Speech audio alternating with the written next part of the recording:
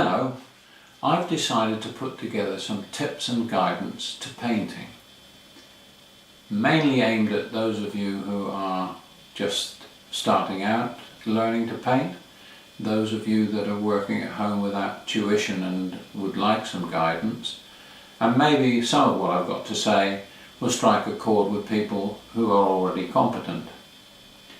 I'm going to start by talking about paintbrushes and paint strokes, because let's face it, that's fundamental to any painting technique. The paintbrush is for me the most important tool in my kit. Now, these are my paintbrushes. A good paintbrush that can hold its shape and it's flexible enough to transfer the dexterity of my hand onto the painting is worth its weight in gold. There are different types of brushes here. There are filberts, flats, rounds and riggers. But what I'd like you to note is that although some brushes are new, others are 2 or 3 years old, and all of these brushes still retain their original shape. If it's a flat brush, it's still a flat brush. It's still springy. If it's a filbert, it still looks like a filbert and it's still got its spring and resilience. I've got riggers for fine lines, round brushes, but they're all the same. You'll notice that some of them are heavily stained. That's because pigments such as phthalo blue and cadmium red are staining colours, and they stain the fibres or natural hairs of the brushes. But no matter how badly stained they are, they still retain their shape and they still retain their springiness. So as far as painting is concerned, the brush characteristic isn't changed by the fact that they are stained. Right, let's go on to talk about brushstrokes, and you'll be amazed when I've finished how many different brushstrokes there are and how that will enhance your technique in your paintings. I'm just going to mix up some French ultramarine.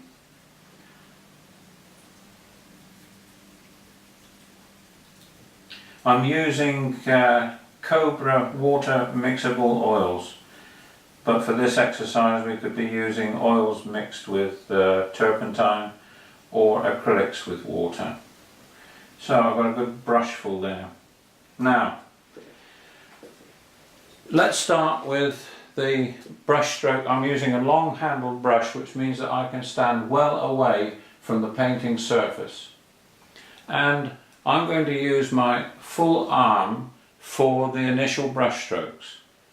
So I'm moving from my shoulder to try and get an elegant brush stroke across the surface of the paper. So this is brush stroke number 1, if you like, using the full length of my arm. Now, on large paintings, these kind of brush strokes over wide areas give a fluidity to the painting. Next,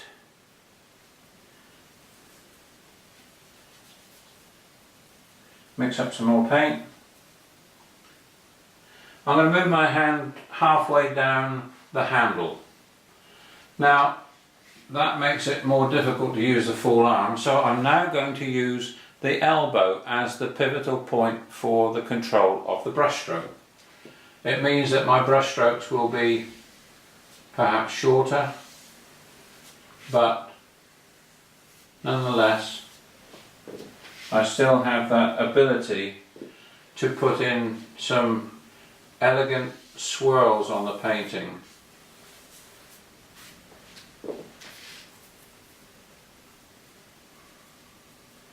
If I come down to the ferrule on this paintbrush and I get closer to the canvas, then I can use my finger as the propulsion for the brushstroke. Brushstrokes are much shorter, of course. So just by using different points of the arm, the shoulder, the elbow, the wrist, the finger, we can produce different types of brush strokes. Looking at the head of the brush in more detail, we have the fibre bristle here, which has a nice spring but is fairly rigid, against the natural hair or softer head, which is very, very pliant. And I'm going to concentrate on 4 brush types that are most generally used. The first of these is the round, which is the most traditional and conventional artist's paintbrush. The second is the flat, where the metal ferrule has been compressed to spread the bristles out in a line. The third is a filbert, which is a cross between a round and a flat. And the fourth is a rigger, where the round head has been elongated to enable the artist to paint fine lines. The head of a brush has a shape that can be used in many different ways.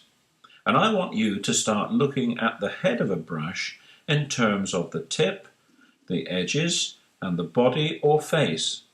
Each of these parts is capable of producing a different type of brushstroke with its own characteristics. Hopefully now we can look at our brush a little differently.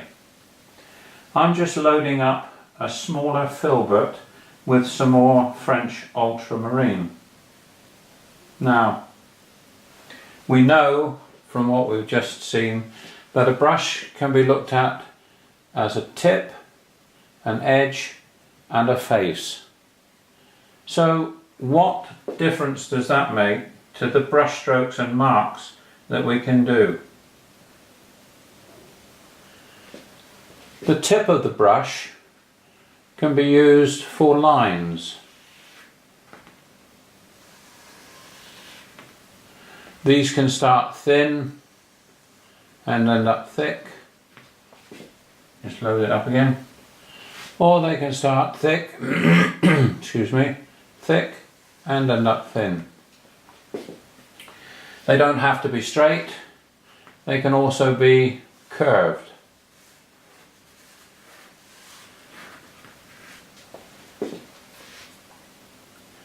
The tip of the brush can also be used for stippling, and here I can turn the tip of the brush as I stipple onto the surface. Could be almost a group of birds.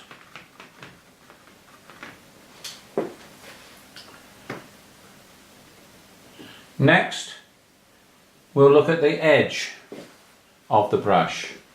Here you'll notice I've changed the grip. I've got the brush now held between my thumb and finger. This is because I want to be able to draw it along the edge. So the edge can also be used for lines. It won't give that very sharp definition line that you get from the tip, but these crumbling edges on a rough surface can be very, very provocative in texturing things in your painting. What else can we do with the edge?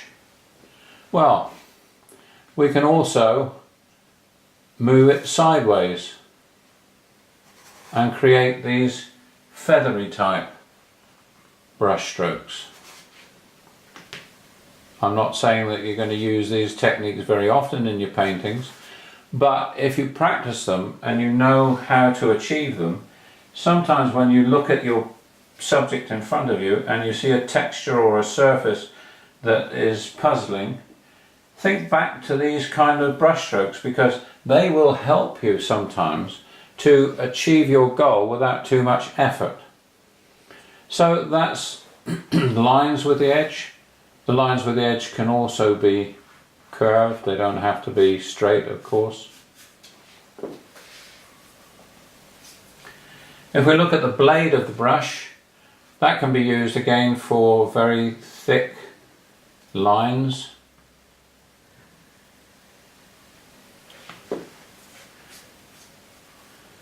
And as with the tip where we stippled, we could use the edge of the brush also to stipple.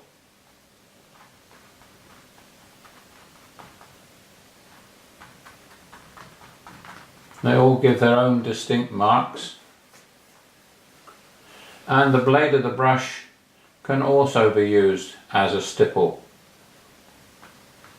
This paper could have been a bit better stretched, but I think you'll still get the idea.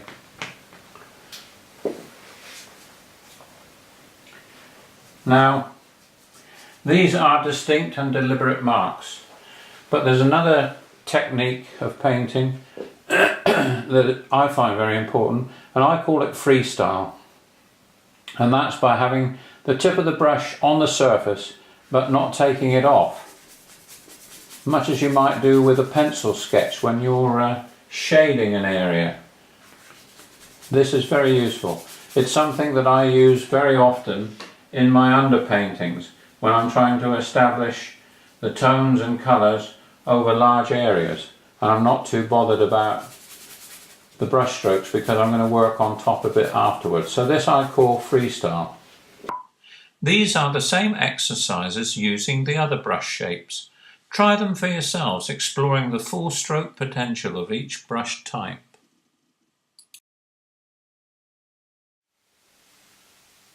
And finally, in this brushstroke exercise, we'll have a look to see what the possibilities are using the rigger.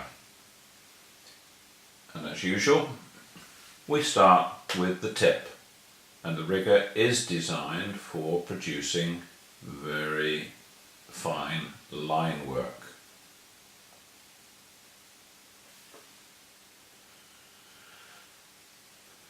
Again, we can use it for all kinds of curved and straight lines.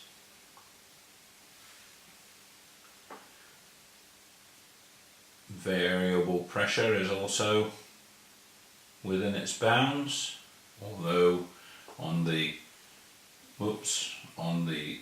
heavy side the width is limited. And while we've got a few spots on the paper, we can also stipple and spot with the tip of the rigger. Now, the rigger was originally designed by marine artists for the painting of fine lines of the rigging of ships. What I use it for is not only for the masts and lines on ships when I'm painting scenes in the harbour, but it's also extremely useful for painting branches on trees. So when we're painting winter trees or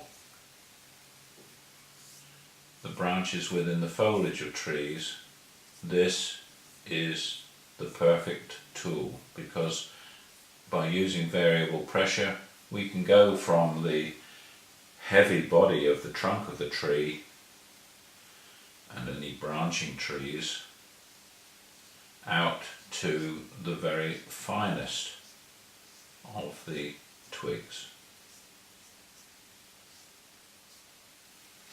Now, if we're going to be using this for painting true straight lines, then we need assistance. Now here I'm using this straight edge ruler as a guide, and what I'm going to do is lay the ferrule of the brush against the edge of the ruler, and I'm going to draw the brush down using the edge of the ruler as the guide. Now, by doing that, I can produce the finest straight lines, as those old marine painters would be using to produce rigging. And of course, the finer the tip, the finer the line. But the only way to really produce straight lines using a brush, true straight lines, you need to have a guide. Now it should become obvious to you. If your brushes are worn out, the hairs or fibres are splayed or frayed, and old paint has got clogged down into the base of the brush, then all of this wide variety of rich brush strokes that I've described are not available. You no longer have a tip, edge or blade, and all you can make are splodges. Now the question is, after all that, how is it possible then, after 2 or 3 years, to have a brush that still has its shape and is still flexible and still offers the use of the tip, the edge and the blade? Well, I'll show you how to take care of brushes. It starts during the painting process. I've mixed a palette of secondary colours here, which I will use as part of a demonstration, as if I'm actually working on a painting, but then you can see how I deal with the brushes as I go through the painting process. When I'm working in acrylics or water-soluble oil colours such as Cobra, then this is my work layout. I have 2 containers here with water for washing the brushes. I have a dipper over here as fresh water for using my colours. If I select a brush and load it,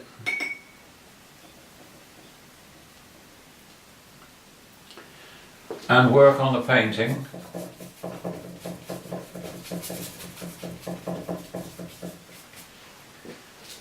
then when I'm finished, I first rinse the brush in the first pot of water and in the second pot of water, and I keep to a strict routine, 1, 2. This one becomes dirtier than that one as time goes on, and therefore the second wash of the brush is always cleaner.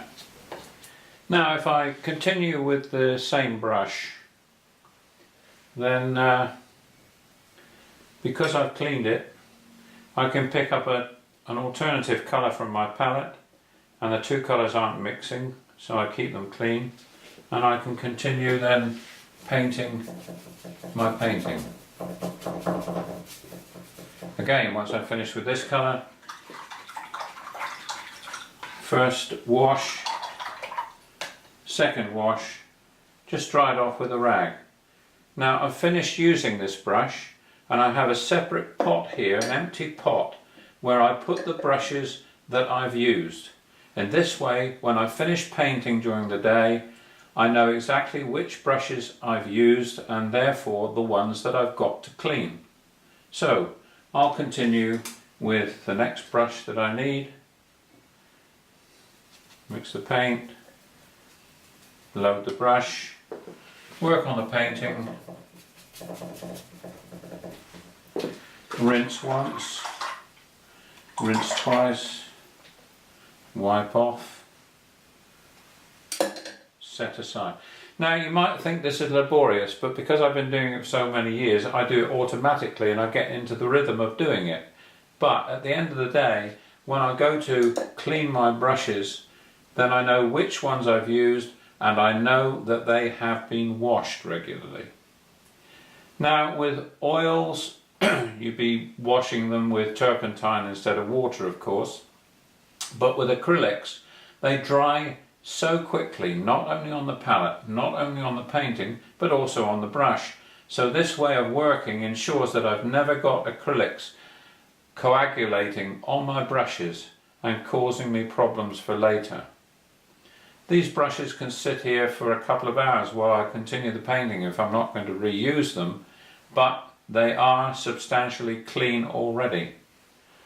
I've now finished the painting session, and this is the pot with the brushes that I used during the time I was painting, the ones that I've got to clean. So what do? I need some warm water, not hot, not tepid, but warm water. And I need a tablet of soap. This is just simple domestic soap, nothing special. just hand soap that you would normally be using in the toilet, and you rub the brush into the soap. You can see the excess paint still in the brush colouring it. And the first thing that I do, because the most important thing is to make sure that paint never collects right down at the root by the ferrule. So I put the brush lightly onto the ceramic of this basin, and I just turn it round and round, making sure that the soap is working itself right down to the base root of these fibres. And you can see the colour coming out. Just rinse it off with my fingers. So that just the first time I do that, I just rotate it onto this smooth ceramic surface, not pressing too hard, because what I don't want to do is for the edge of the ferrule to start cutting into the hairs or the fibres. Then I just repeat the process, second time, and this time I use my fingers to squeeze and tease the paint out of the root. Can you see what I'm doing? I'll hold it a bit closer. Yeah, just to squeeze the paint from here down at the root, right down at the bottom. Get it out of there. That's where we don't want it to settle and harden, because otherwise the bristles or fibres and hairs will start spreading out from there.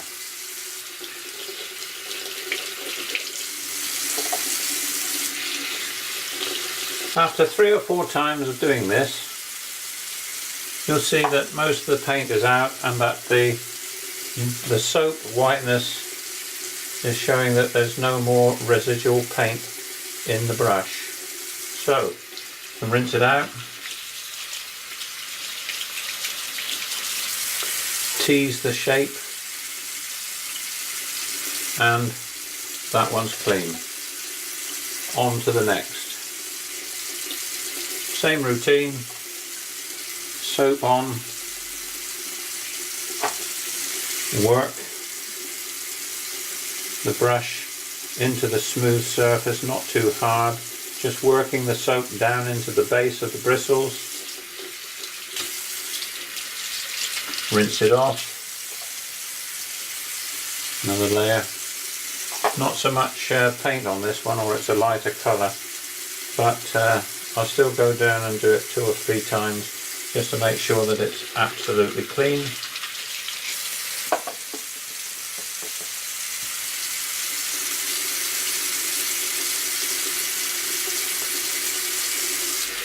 And that's all there is to it. The brushes are now perfectly clean. No paint in there to get clogged up or spoil the shape. And after I've cleaned them, store them vertically. Never lay your brushes down. Store them vertically. This way the tips don't touch each other and they don't get messed about. So there we are. It's a way of working, it's a way of thinking, and it does require discipline. But let's face it, good paintbrushes don't come cheap, and it's worthwhile making them last for as long as we can, and keeping the ability to build that rhythm and tension into the surface of the canvas by brushstrokes. When you're planning a painting session, I suggest you allow 15 minutes at the end for cleaning your brushes.